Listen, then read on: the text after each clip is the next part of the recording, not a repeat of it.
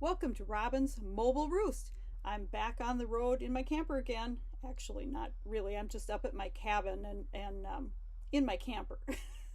But I like to feel like I'm on the road again. So today I am going to show you how to make a Tower Pinwheel card. These things caught my eye and I just had to learn how to make them, and I thought I'd share it with you. So look at how fun this is. Yeah. Folds, flaps, moves, all the fun stuff. Great for the grandkids or those of us who are kids at heart. So I'm going to show you how to make this card using the Sweet Little Stocking. I am so terrible at names. It's the one with the stockings and the cute little animals. So I'll show you how to make it with that, but you can use any paper and any fun designs. You could go elegant, birthday, anything, right? But I'm going to show you how to make it this way, and then you can get really creative and add your own touches. So let's flip the camera and get started. So here I have all of the pieces that we're going to need to make our Tower Pinwheel card. So we have a 4 1/4 by 4 1/4 piece of our designer series paper, and it's scored at 1, 2, 3, and 4 inches, leaving this little skinny piece for taping. Then we have two pieces. These are the pieces that we're going to put our greetings on, of white, and they are 2 1/4 by 3 3/4. And then for the mat underneath those, we have two pieces of bumblebee that are 2 1/4 by 4. We have 4 pieces of these little skinny DSP, and they are 1 1/2 by 4 inches. And then we have 2 pieces of another design of that same DSP, the stocking pets, and these two are 2 1/2 by 4. And then we have the flaps, which are kind of like our card base actually, and there are 4 of these. They are 2 3/4 by 4 1/4. So I like to pull in my silicone mat when I'm putting the tape on here. Now you have to decide whether you want the stockings or the stars in this case, or whatever your designer series paper is. You're actually going to see whatever is in the inside of the tower.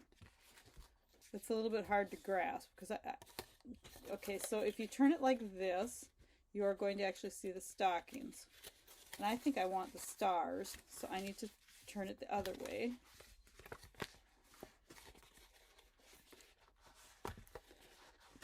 So now it's not super important where you put the tape, but if you want the extra little flap isn't going to show if you have it on the outside. So I want my tape to be right along here, and I'm going to use tear and tape because it's a nice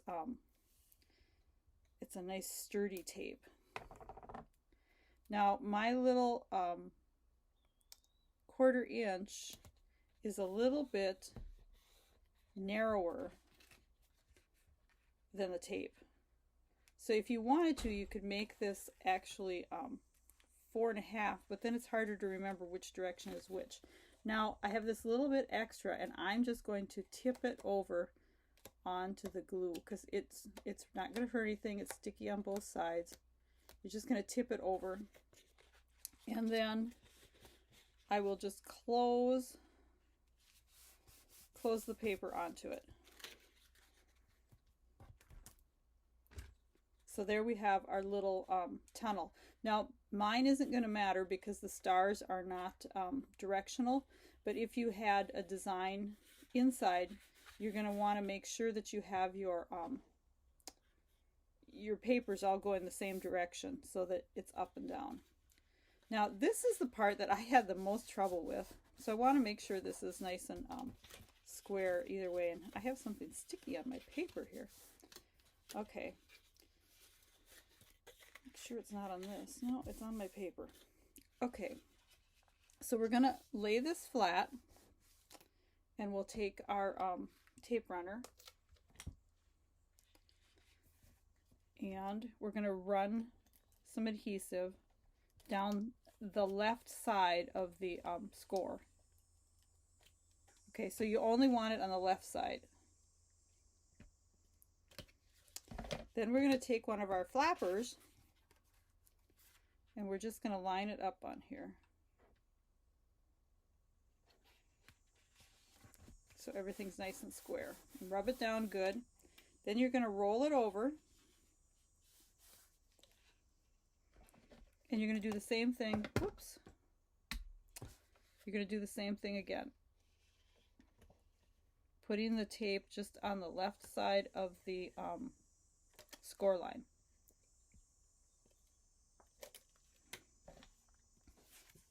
We're going to go ahead and line the next one up the same way we did the first one. Rub it down good and then flop it over. We're going to go ahead and do the remaining two the same way.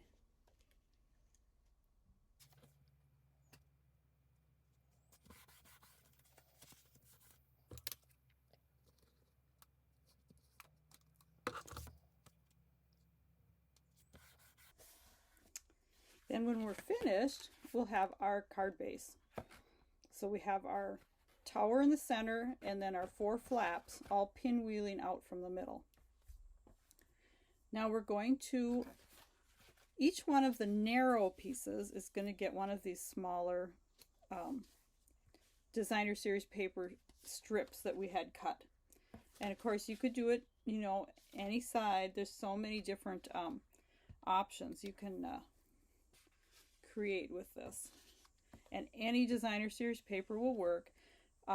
Just a little tip, read on the back of the designer series paper the colors that are used in it, and then you pull out from that color scheme for your card base and your matting layers, and that'll just keep everything looking consistent. And you're just going to center this in your space that you have.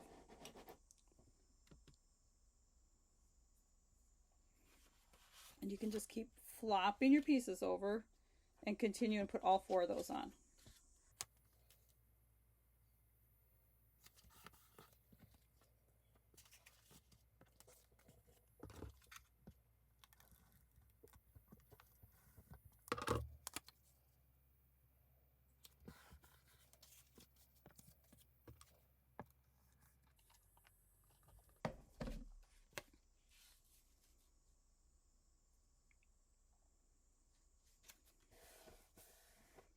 Once you have all of those strips on, you're going to adhere the 2 larger squares on opposite sides. So one here and one over here.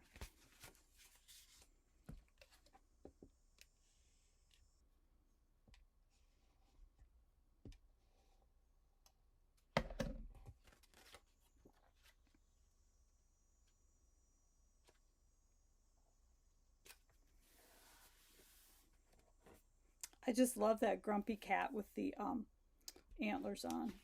Okay, so now we're just going to have to, there, opposite side. And I've got my grumpy cat again. You can kind of choose which, where you cut your paper, or you can be frugal and just cut it in the 4-inch strips. Depending on whether you're trying to get lots of cards out of it, or you want that perfect card out of it. There are so many little animals on here, though. You'll usually come up with something that looks really good. Okay, now we need to create our other 2 sides that are going to be decorated.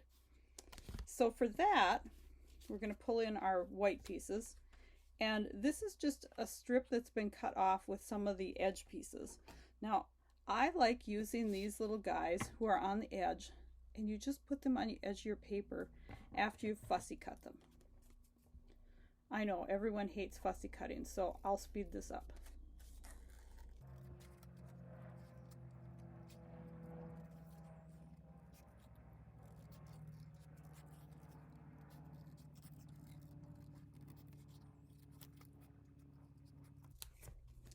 Now you might notice when I was cutting that I left quite a bit of white edge. I didn't cut it super close, and especially with this pup, he's got like his fur sticking out, and it's really not going to show up that you're not exact.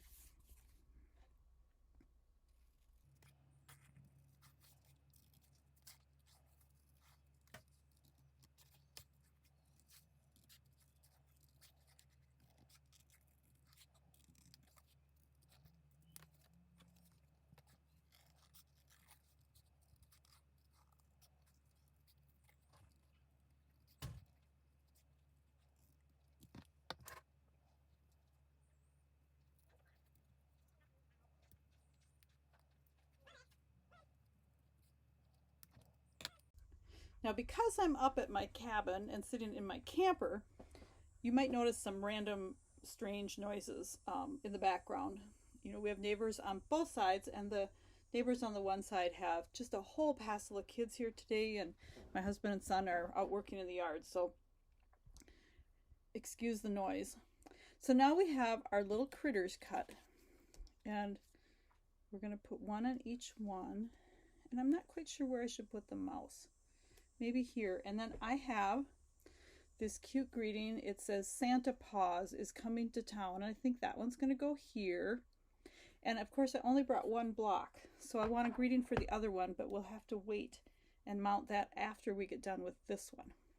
Now I want to show you kind of a fun little way. I'm using yellow on this one. The background of the paper that I chose to cut my little critters out from is white, so it really doesn't probably help one way or the other. But if you had, like, say, a blue background, then use blue, and you won't see the lines behind your little critters as bad. So I'm just going to use yellow just to kind of create a little glow behind. Whoa, I should have started off the paper. That's another tip. Start off the paper. So I'm going to kind of make a glow behind him. Maybe I need a little bit more over this way. So he's going to kind of have that little glow behind him. And then I want to do a little bit where I'm going to put, let's see, maybe I'll put the mouse with the cat. So I'm going to put these words up here, and I want to have that same glow kind of behind my words. Let's go off a little bit this time. So we'll do that little glow that's going to go behind our words. Now let's do kind of the glow behind our kitty and our mouse.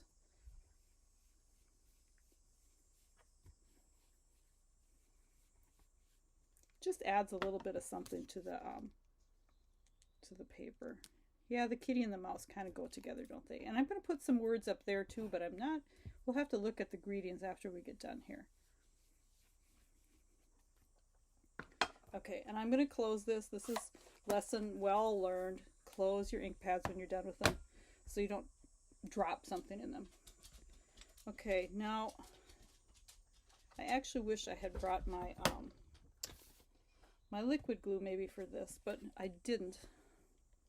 When I'm at the cabin, it's kind of stamp with what you have. And I'm pretty spoiled in my stamp room because, quite honestly, I have everything. I've been doing it for so many years that I have quite the collection. Okay, so there's our little puppy. And then we are going to stamp our greeting. And it's the Santa Paws is coming to town, right where that yellow ink is. Oh, I don't. There, let's try that again.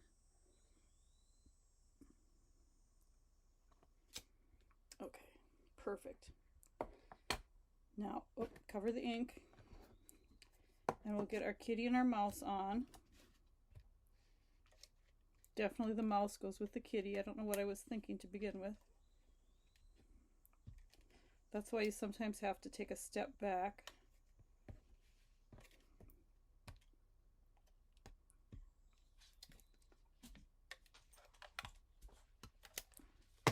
Okay, get this glue off of here. There. Put Mr. Kitty down here.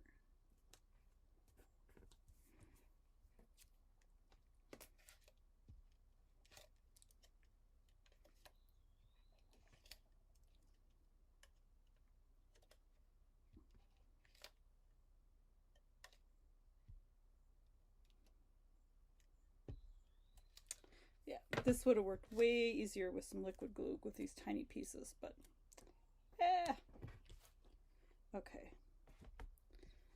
Now I think we'll put him up. Not quite that high.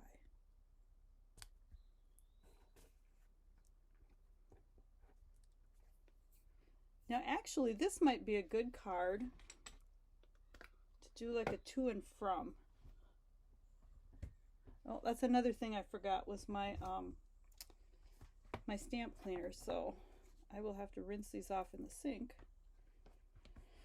Okay, so now this set, whoops, is the Sweet Little Stockings. Super fun, goes with this paper. We've got a hamster, a cat, and a dog, and they're 3 little stockings, some packages, Santa hat, a few odds and ends, you know, to put around. I love these little X's. Peace, joy, and kisses.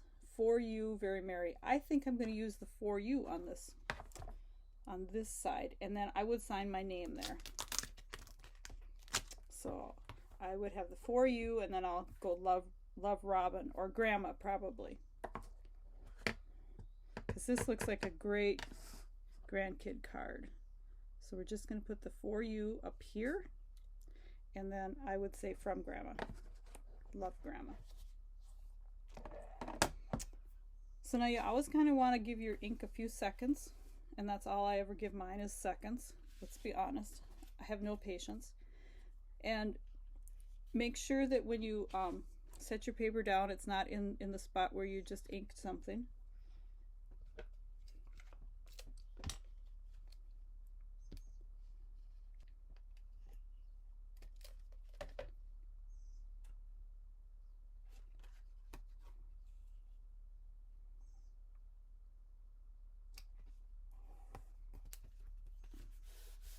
And then always remember to burnish your pieces good.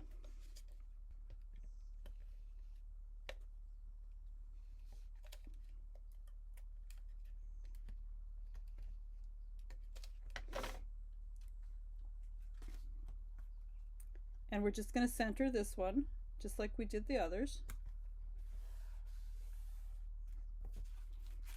And then we will flip it over and do the same thing with this piece.